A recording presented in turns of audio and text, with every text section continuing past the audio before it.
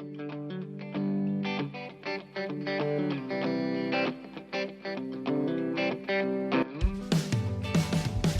this episode of Moments That Matter, we are excited to welcome a presentation by Dr. Ken Badley. This past fall semester, Southern Wesleyan University hosted their first virtual Faith Integration in the Academy conference with Dr. Badley as the keynote speaker. He has graciously allowed us to use his presentation in this forum and his message that includes both the integration of faith and learning as well as the integration of faith and living.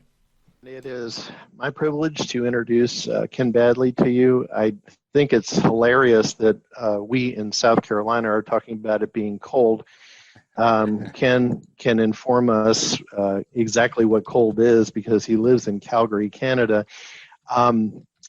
He teaches education in the BEd program at Tyndall University in Canada. He mostly concentrates on Calgary, but he teaches elsewhere in terms of Canada, which is Toronto, and also occasionally in the United States. So he has taught secondary, undergraduate, graduate, and doctoral levels in both countries, and has worked extensively with teachers, by the way, in Kenya. Scott Williams has also spent a number of years in Kenya, so they have that in common. He's the author of articles and books on a variety of topics. We're just hearing about one of them this morning, but that includes, of course, faith and learning, but also course and unit design and educational foundations.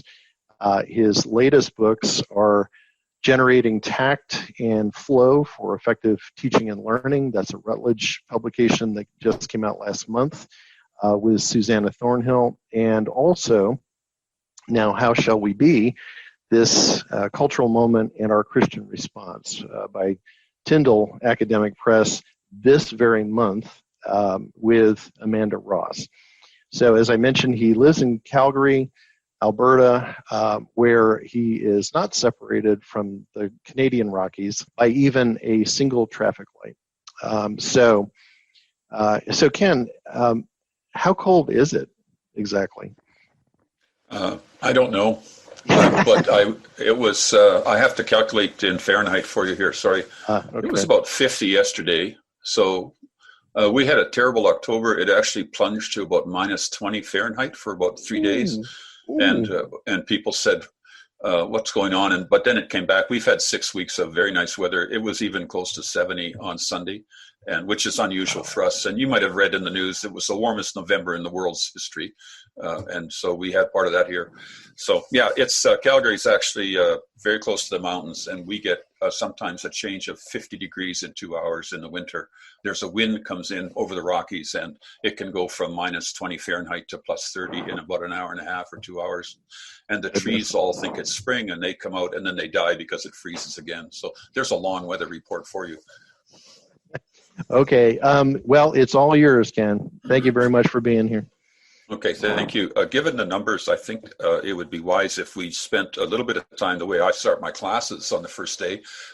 Literally none of you have met me, and I haven't met you. And so I'm serious when I say, let's have 2 or 3 minutes of Q&A here with me, because I'm a total stranger, and I'm Canadian, and I have a funny accent, and you need to feel free to ask questions here so that you know that it isn't, Paul wasn't eating magic mushrooms when he decided to ask me to this. Anybody a question? I'm serious. It's how I start my classes. I'll take opportunity. Dr. Badley, how did you get into the world of faith integration? What inspired that journey for you? Yeah, I was a high school teacher of English in the 1970s, and my wife was working for the federal government as an economist. And we saw an advertisement for Regent College in Vancouver, and it said, come and integrate faith and learning. And it was new language to us. And so we sort of sold our oxen to go to this banquet and went to Vancouver. Terribly difficult city to live in, by the way. And we went out there and went to Regent College, which had that slogan. And of course, lots of places had that slogan at the time. And I think it grew out of a desire to understand what it meant to think like a Christian. So it's a very old idea for us, for me.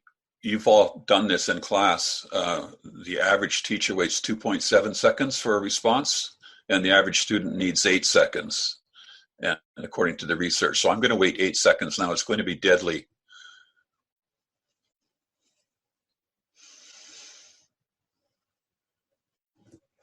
Okay, that was 6.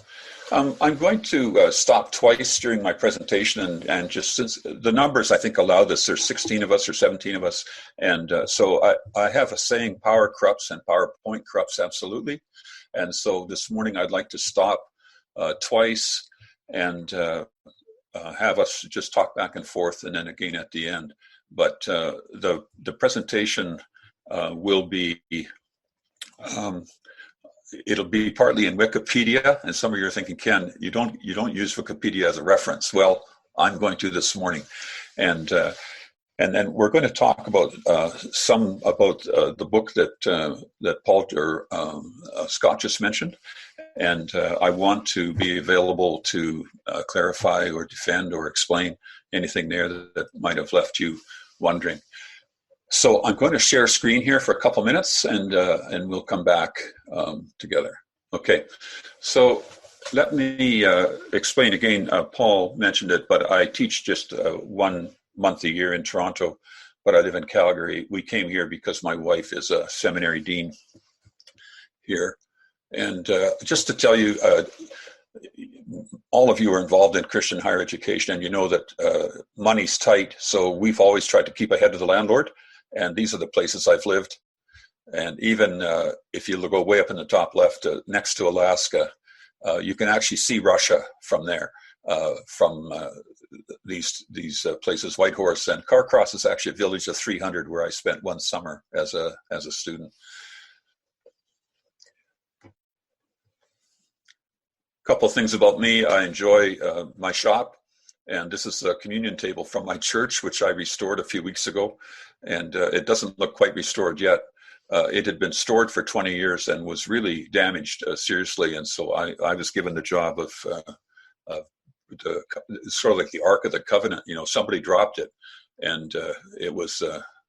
So I really do enjoy woodwork, and I built these maple doors for when I did our basement a few years back. And those of you who are really old will recognize the font here that I'm sorry for stealing from a rock band. But my wife and I were reading Luke a few weeks ago, and we found a verse that really describes people who are zoomed out. It was, if you remember when he threw the demons out of the Gerasenes and the pigs ran into the lake, and then the townspeople found the man who had been possessed. And in Luke it says he was dressed and in his right mind. And I thought after 6 or 7 months of Zoom, that would be a good description of anyone, dressed and in his right mind. So that's my response to Zoom. My canoe, which is 60 years old, suffered a very bad accident this spring on a rock. And so I spent about 2 weeks in the summer restoring it to its glory. By the way, it's worth more than that sports car behind it. The car goes down in value and the canoe goes up. And then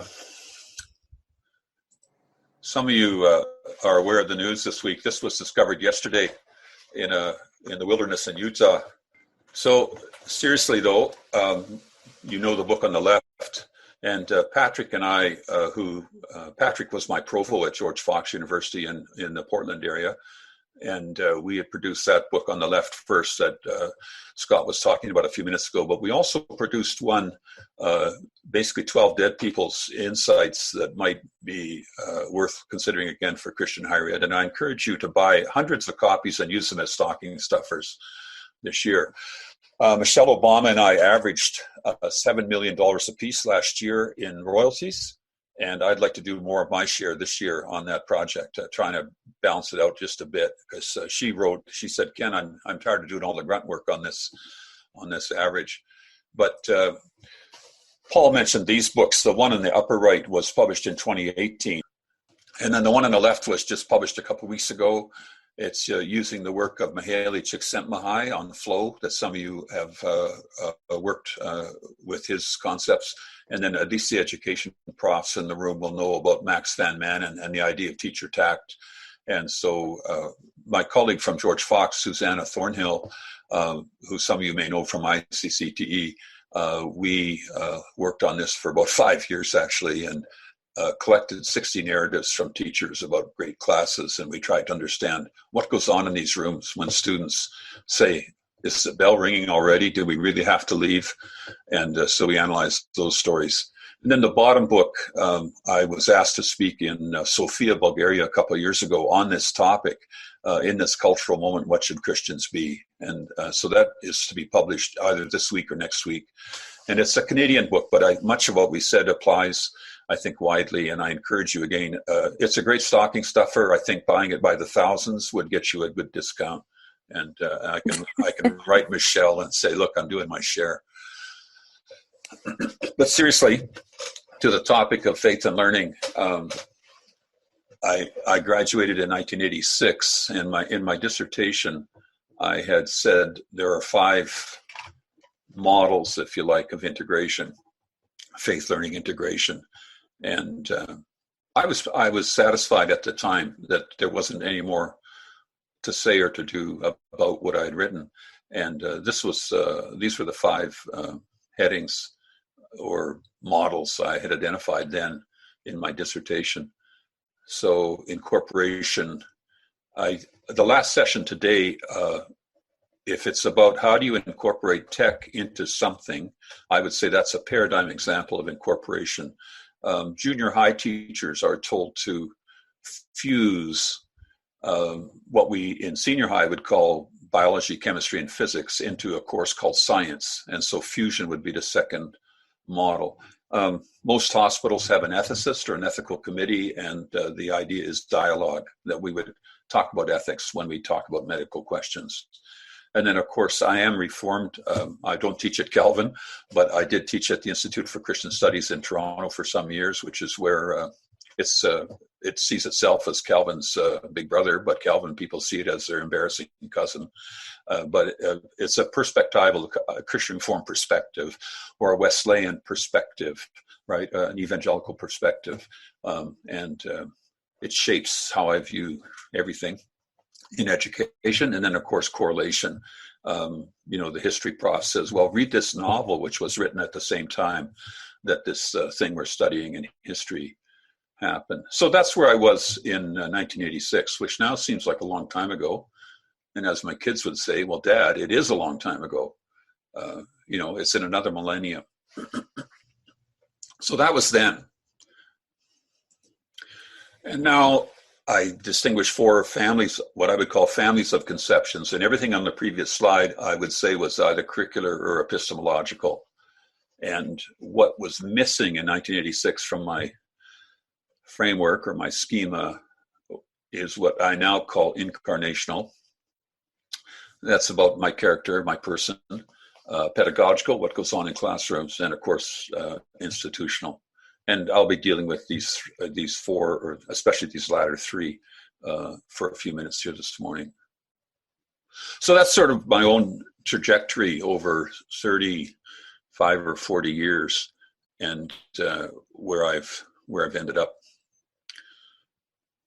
So I want to go over to Wikipedia, but let's sort of the framework I work in, Colossians chapter 1, for example, which is about Christ being, about verse 17 in Colossians 1, that in Christ all things hold together. And for me, that's been a motivating principle for integration of faith and learning. Another one, Paul says in Corinthians that every thought will be taken captive to Christ. And I mentioned in the book that I think that's been the title of 4 different books, taking every thought captive to Christ. And so this idea of faith learning integration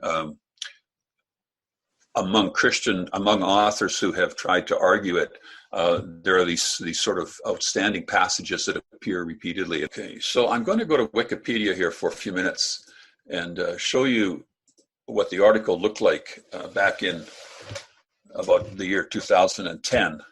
I want to deconstruct this article. I did not write it, and I don't know the person who did, and I'm not here to criticize her or him this morning. I know you can read, but let's read this. Sorry, those of you from churches, when I say let's read this together by the half verse, I'll think, whoa, Ken, you mistaken Wikipedia for the word. The integration of faith and learning is the focus of many religious institutions of higher ed.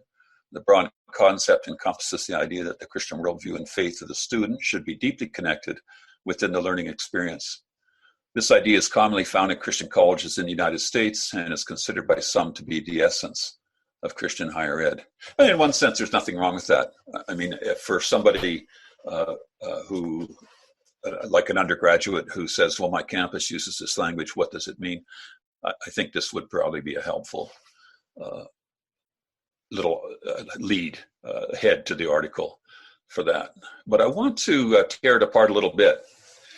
In the third line there, I underlined the word worldview and the word faith. And then in the box, I said, notice the belief or the epistemological emphasis here. Nothing said about the students' practices. And so I think this article actually has a shortcoming. And this is a screenshot I took in 2014. So I added to it in 6 years ago, I added to this article and I said, sorry, I didn't, not this part, sorry. And notice that it's about the student, but the faculty member is missing. So I guess you could be a total reprobate, but as long as the student gets these two issues straightened out, then we're in business.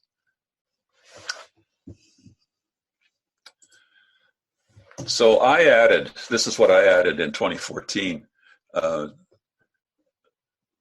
broad concept encompasses the idea that the Christian worldview, faith, and practices of the student. And I wrote in red underneath there, it's still not quite what I want.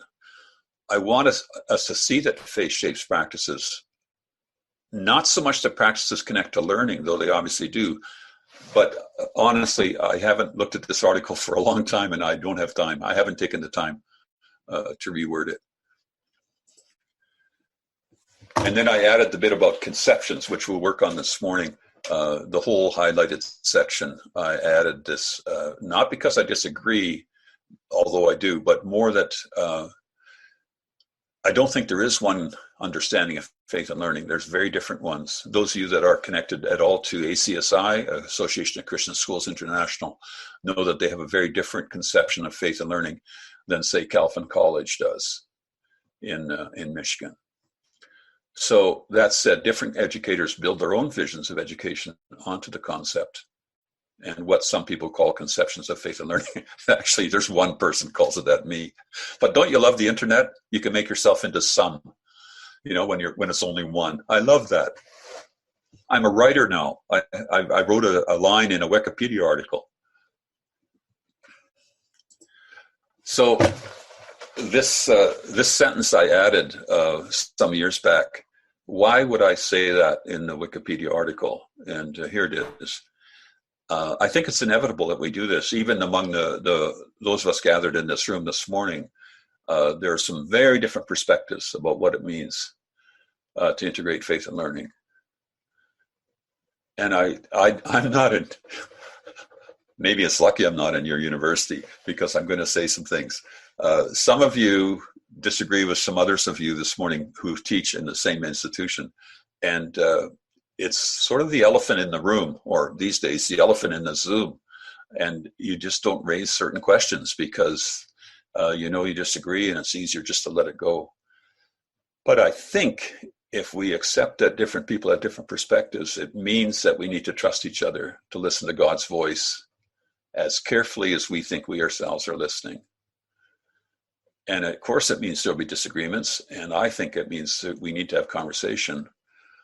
And I actually believe this third point deeply. Our institutions, and especially our students, will be enriched if they know we don't agree with each other, and if they see us engaging in respectful conversation. So that's sort of my take on these various ways we understand this.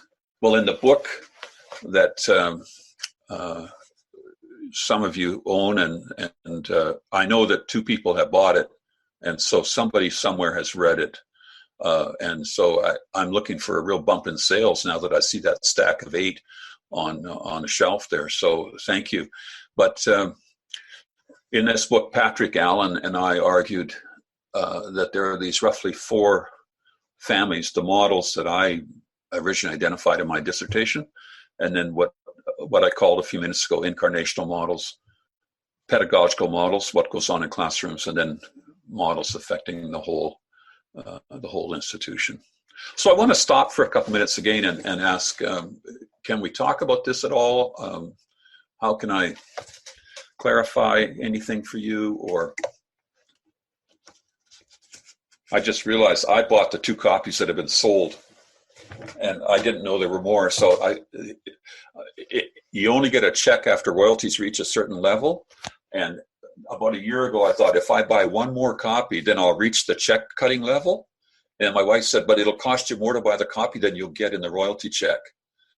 So it's a non-starter. So if your name is Danielle Steele, you can make a living writing. But if, you should otherwise take Anne Lamott's advice. You won't get rich, you won't get famous, and it won't cure depression. But if you have to do it, go ahead and write. Question or commentary or discussion so far? I have a quick question. I noticed that you had also co-authored another book or 2 with Patrick Allen. Mm-hmm. And I was intrigued when I saw, when I was reading through the first time, that Patrick is a fellow Wesleyan. How did you get in connection with him? He actually was a provo at a couple of Wesleyan institutions. He ended up at George Fox in Portland, Oregon, where I was teaching in the doctoral program. And Patrick and I became friends.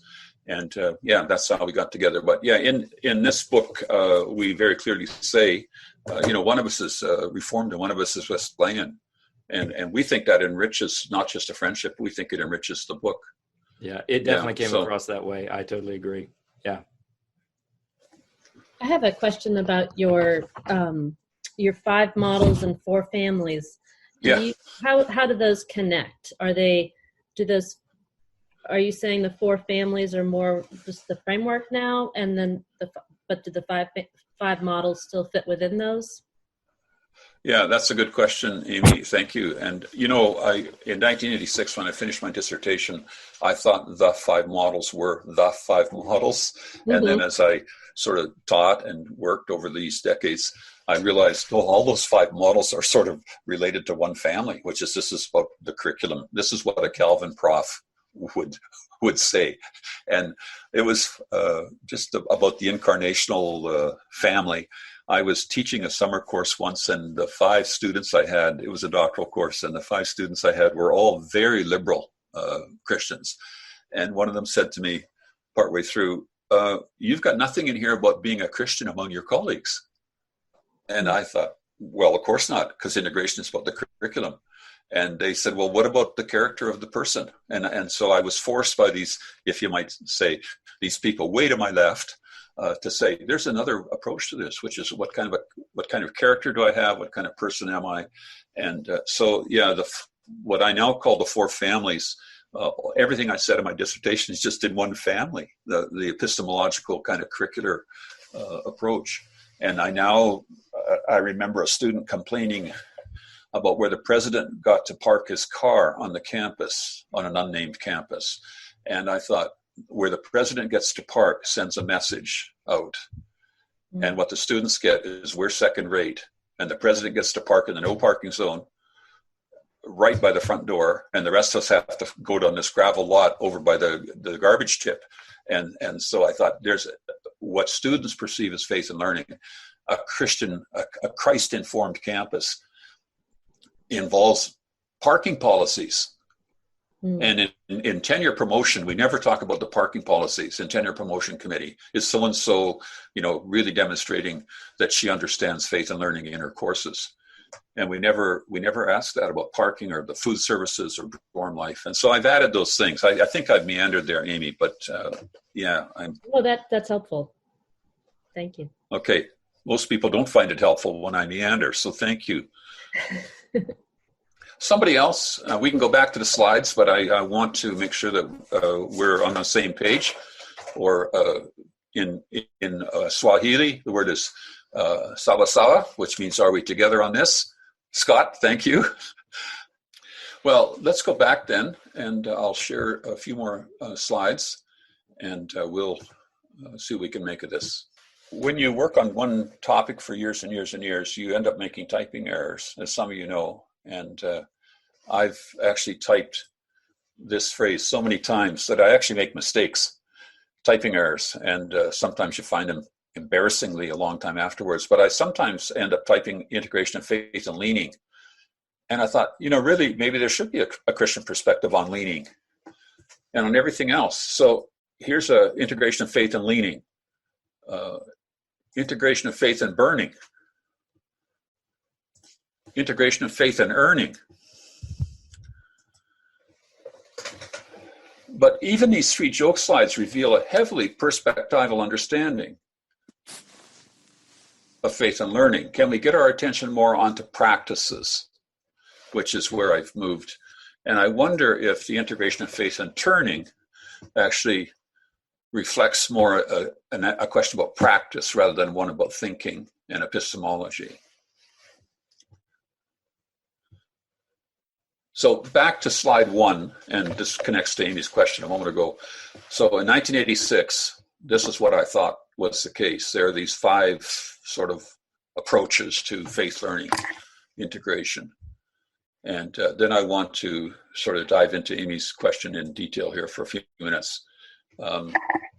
I use the word incarnation, I use it loosely, but I now think that a lot of what the student understands, or the students, if you like, the phenomenology of the students' time in our institutions, part of it's related to professorial character.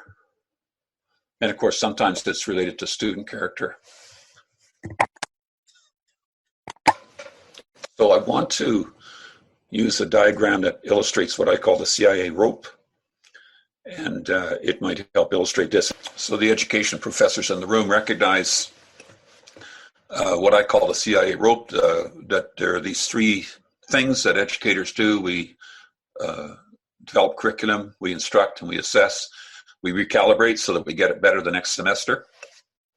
I call this the core cycle of what professors do with their students, and they're bound together. Any one of those without the other 2 falls flat. And the sheath that protects this rope, in my metaphor at least, is the classroom ethos, the social space in which we do our work. And so I use the CIA. Sorry that it connects to another phrase. We have a joke in Canada. The CIA stands for Canadian Intelligence Agency. And I understand in your country it stands for something else. And if Jason Bourne ever gets caught, somebody's going to get busted, I think. But here we are. Well, these 3 core activities, I believe that faith should permeate them all. And I recognize permeate is more of a Roman Catholics use that word when they talk about faith learning. And it's a great word. I think it should permeate our curriculum. It should permeate the instruction, and it should permeate the way we assess. And I want to talk as well about the social space, the ethos, or I think it's pronounced ethos in the US, and talk about that a little bit. In incarnational models, this is more than a social space. It might be a spiritual space. Some of you know from both Ireland and Scotland the idea of a thin place, a place where God is near. And of course, there's also a phrase called a liminal space, which from anthropology means a space between. And that's a 100-year-old bit of language, but a lot of people now use it to mean a place where we perceive that God is near. So for me, incarnational models are very important. And my last 6 years teaching in a public university here in Calgary have taught me the importance of character, and that even I tell my students quite openly I'm a Christian. I actually introduce myself as I say I'm a Christian, but not the kind who hates people. And students actually enjoy being with me in my class.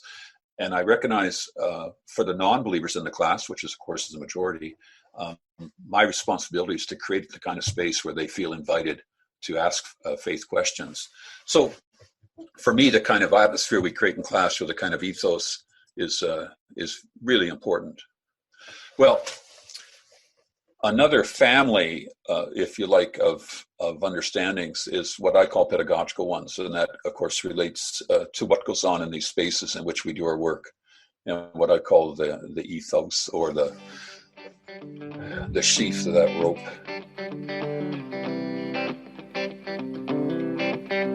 Thanks for listening to Moments That Matter, a podcast that looks at the moments in our lives that come along from time to time that have consequences long after the moment, especially those moments that have to do with the choice of vocation. In his book, Let Your Life Speak, Listening for the Voice of Vocation, Parker Palmer speaks of a clearness committee in the Quaker tradition, wherein a group of older, wiser people ask questions of someone considering a life choice as a way of clarifying the next step. We may not meet with a committee about these big decisions, but we all have these critical junctures in our lives, which we can think of as clearness committee moments. We need to pay attention to these moments because they are profound and potentially life-altering.